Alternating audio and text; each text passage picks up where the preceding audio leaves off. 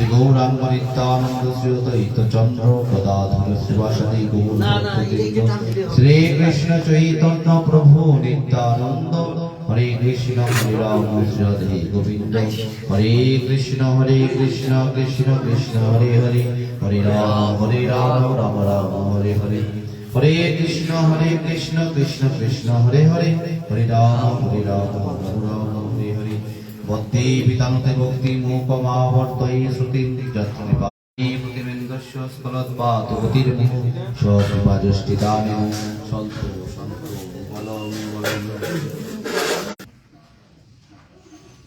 তারি কথায় তারি রচিত শ্রী শ্রী চৈতন্য ভাগবতী পরম দয়াল শ্রীমন নিত্যানন্দ প্রভুর আবির্ভাব রহস্য বর্ণনা হয়েছে।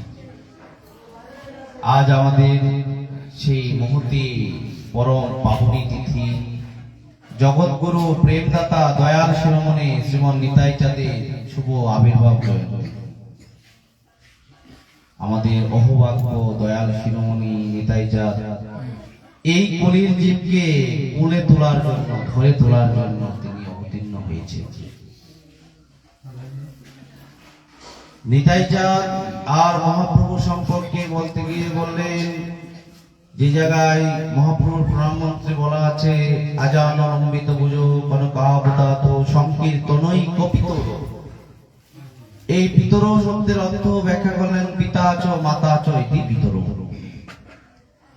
সংকীর্তন পিতা হন মহাপ্রভু, তাহলে মাতা কি?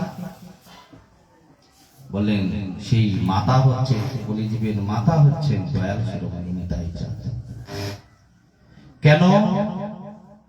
কারণ আমাদের মহাজনগণ বলছেন যে যদি কোনো সন্তান বাইরে অঙ্গনে খেলা করছে, খেলতে খেলতে তার গায়ে ময়লা ধুলা সব লেগে গিয়েছে, তার মধ্যে সে মলত্যাগ আদি করেছেন, তার সমগ্র শরীর ভরে গিয়েছে,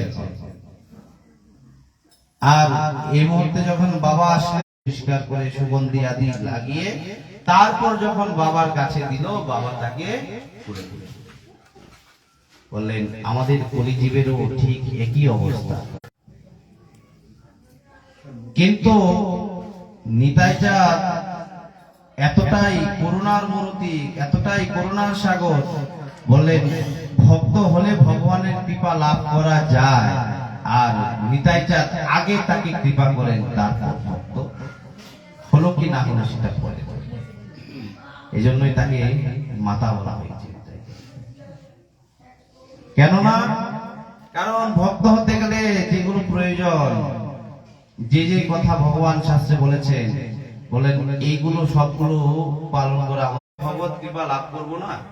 বলেন সে কারণেই পরম দয়াল নিতাই চাঁদ তিনি বলেন যে ময়লা লাগাও, কোনো অসুবিধা নেই, আমি তো মা, আমি তোমাদের পরিষ্কার করে তোমাকে ওই কৃষ্ণ চরণে কি করে পাঠাতে হয় সে আমার জানা আছে।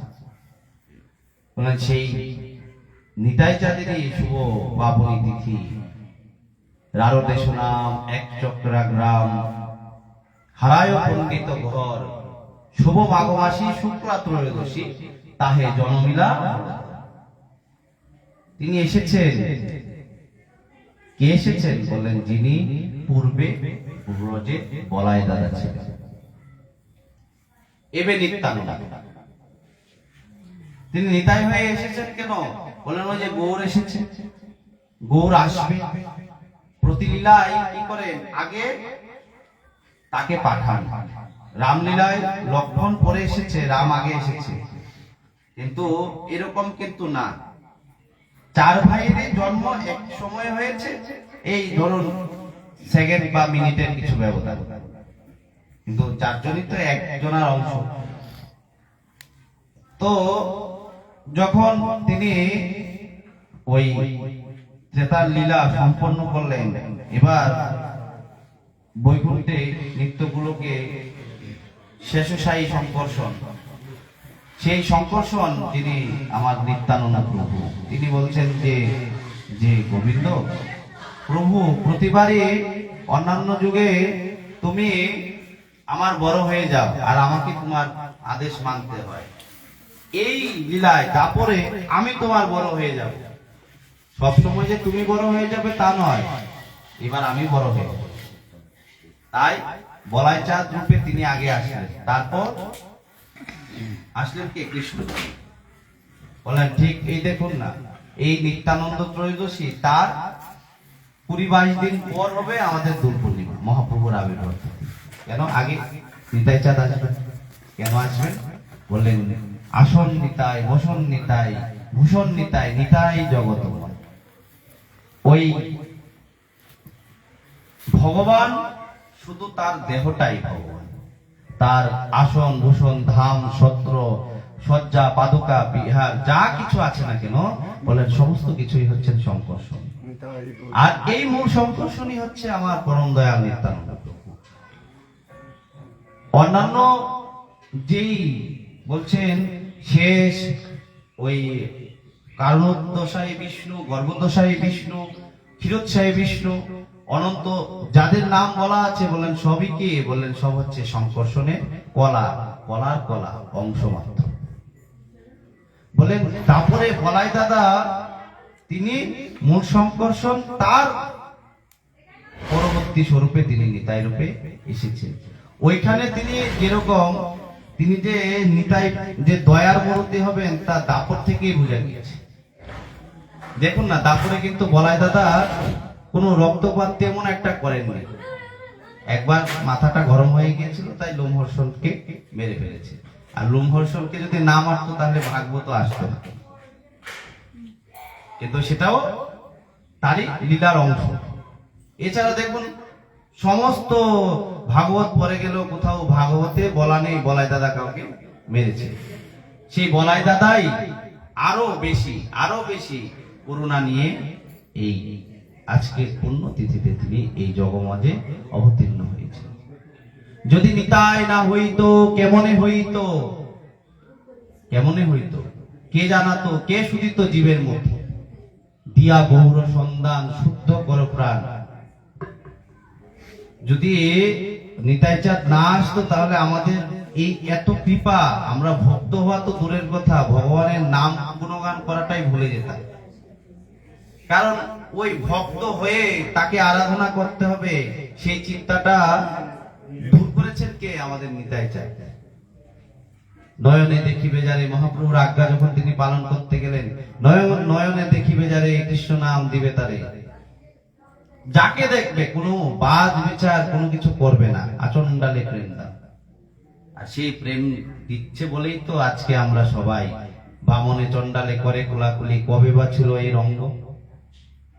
গৌর তো প্রেম দেয়নি। মহাপ্রভু কি করেছেন? মহাপ্রভু জগাই মাতাইকে উদ্ধার করেছেন, কিন্তু জগাই মাতাইকে উদ্ধার যদি নিতাই চাঁদ না থাকতো তাহলে করতে পারতো না। সেই মহাপ্রভুকে আমরা আজকে জানতে পারছি, বলেন এই মহাপ্রভু আমরা জানতে পারতাম না যদি নিতাই না হতো। কেন? কারণ ওই নিতাই চাঁদের সাথে মিলিত হওয়ার পূর্ব পর্যন্ত মহাপ্রভু শ্রীবাস অঙ্গনে রুদ্রদ্বারে কীর্তন করত, সেখানে বিশেষ কয়েকজন ভক্তকে নিয়ে। নিতাই চাঁদের নবদ্বীপে আসার কথা আগেই ঘোষণা করে দিয়েছেন। আরে ভাই 2-3 দিন সময় যে সেবকই সেব্যের খবর নেবে তা নয়, সেব্যকেও সেবকের খবর রাখা উচিত। সবসময় প্রভু দাসী প্রভুর সেবা করবে, দাসী প্রভুর সমস্ত কিছু দেখবে, আর প্রভু কখনো কি দাসের খবর নেবে না?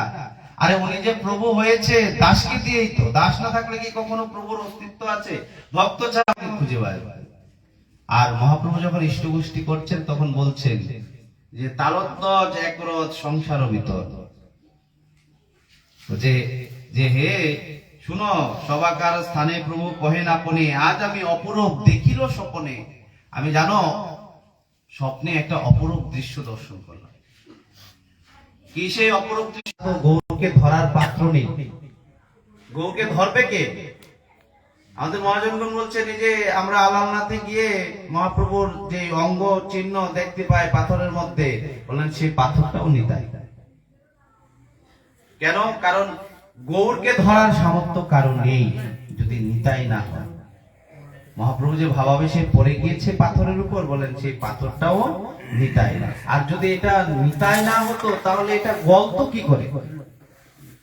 যদি নিতাই পাথর, জাগতিক পাথর হলে তো সেটা গলতো না, সেটা নিতাই বলেই তিনি নিজেকে বিলিয়ে দিয়েছেন গৌর প্রেম।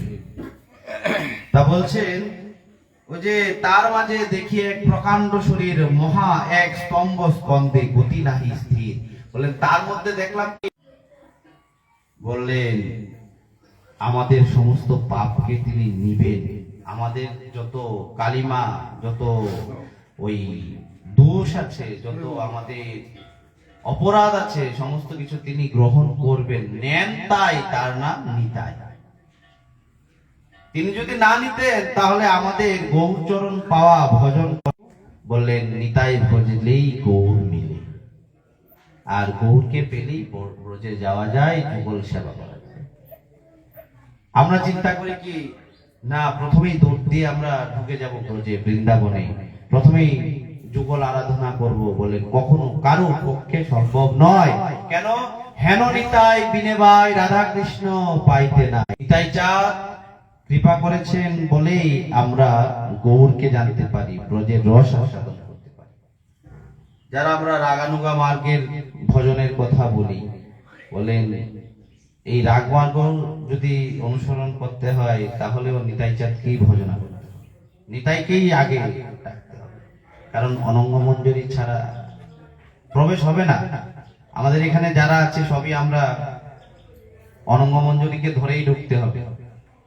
তাহলে কাকে? নিতাইকেই তো ধরতে হবে। নিতাইয়ের ভজন ছাড়া, এটা আমাদের পরম সৌভাগ্য যে ওই নিতাইকেই আমরা আবার পেয়েছি গুরু রূপে। সেই নিতাইকে যিনি আজ থেকে 500-550 বছর পূর্বে তিনি অবতীর্ণ হয়েছেন, সেই নিতাই। কারণ কি বলেছেন? বলেছেন নিত্যানন্দে যদি থাকে তিলার্ধেক দেশ, মহা মহা ভজন তার হয়ে থাকে। নিতাই চাঁদ অভিষেক আদি এবং হরিকথার আয়োজন। নিতাই আমাদের নিতাই দিতে এসেছেন, নিতেও এসেছেন, দিতেও এসেছেন। যদি আমরা নিতে পারি তাহলে তিনি দিতেও পারেন, আর আমরা যদি দিতে পারি তাহলে তিনি নিতেও পারেন। তিনি কি দিতে এসেছেন? বলেন আমাদেরকে গৌর প্রেম দিয়া, গৌর সন্তান শুদ্ধ করো প্রাণ, কে শুধিত জীবের মতি। না আসতো কেন? নিতাই এসেছে কেন? বললেন ওই আমাদের পদকর্তা বিশ্বরূপ দাস তিনি একটা পদে বলেছেন যে নিতাই যে প্রেমের বন্যা এসেছে, বলেন তাতে ভক্ত হংস পতিত বংশ প্রেমের পাথারে করিল স্নান। বলেন এই নিতাইয়ের প্রেমের বন্যায় ডুবিল ভকতজন, যত ভকত বৃন্দ আছে, যত পাপী তাপী আছে। নিতাই একমাত্র নিতাই চাঁদ যে কখনো কোনো জাতের বিচার করেনি, কোন কুলের বিচার করেনি, আচরণ ডালে তিনি প্রেম বিতরণ করেছেন। ভগবান পর্যন্ত এখানে পাত্রা পাত্রের বিচার রেখেছেন, কিন্তু নিতাই চাঁদ কখনো পাত্র পাত্র বিচার করেননি। চোখের সামনে যাকে পেয়েছেন তাকেই বলেছেন একবার বল ভজ কৃষ্ণ, প্রহ কৃষ্ণ লহ। তিনি দাঁতের মধ্যে ঘাস নিয়ে আমাদের পরম পূজ্যবাদ শ্রী শ্রী অষ্টোত্তর শত শ্রী প্রাণকৃষ্ণ দাস বাবাজি মহারাজ, উনি আমাদের একবার বলেছিলেন, আরে তোমরা তারই পরম করুণ সেই করুণাময় কৃপা আমাদের সকলের উপর বর্ষিত হোক। নিতাই চাঁদ যেন আমাদের সবাইকে করুণা করে সেই গৌর রসে আমাদেরকে যেন নিমজ্জিত করে, সেই প্রার্থনা। আর আমাদের ইষ্ট নিতাই, গৌর বলেন আর ওই যুগল বলুন সেটা পরের ব্যাপার, সবার আগে আমাদের ইষ্ট নিত্যানন্দ। কেন? কারণ নিতাই ভজলেই সব হয়ে যায়, নিতাইকে পেলেই সব হয়ে যায়। তাই নিতাই চরণে আমাদের সকলের মতি থাকুক। আমাদের সময় খুবই সংকীর্ণ, কারণ মধ্যাহ্ন বেলা অতিক্রম করে ঠাকুরের শয়নের সময় হয়ে যাচ্ছে। আমরা আর দীর্ঘায়িত করছি না। আর আপনাদের সম্মুখে হরিকথা বলার মতো সামর্থ্য আমার নেই, আপনারা সকলে মহারথীগণ আছেন এখানে। আমাদের পরম পূজ্য পাঠক নারায়ণ চন্দ্র রায় মহোদয় আছেন। ওনার হরিকথা আমি এর আগে অনেকবার শুনেছি। নিতাই চাঁদ কৃপা করেছেন কতটা জানি না, কিন্তু আপনাদের কৃপায় যতটুকু বলার সময় ছিল বা যতটুকু বলতে পেরেছি ততটুকু বলেছি। অপরাধ ক্ষমা করবেন। গিরিরাজ যেন করুণা করে সেই প্রার্থনা। এখানেই হরিকথার বিশ্রাম। সকলে ভালো থাকুন, আনন্দে থাকুন, নিত্যানন্দে থাকুন, নিতাই চরণে সেই প্রার্থনা। শ্রী গুরু নিতাই গৌর সীতানাথ প্রেমানন্দে।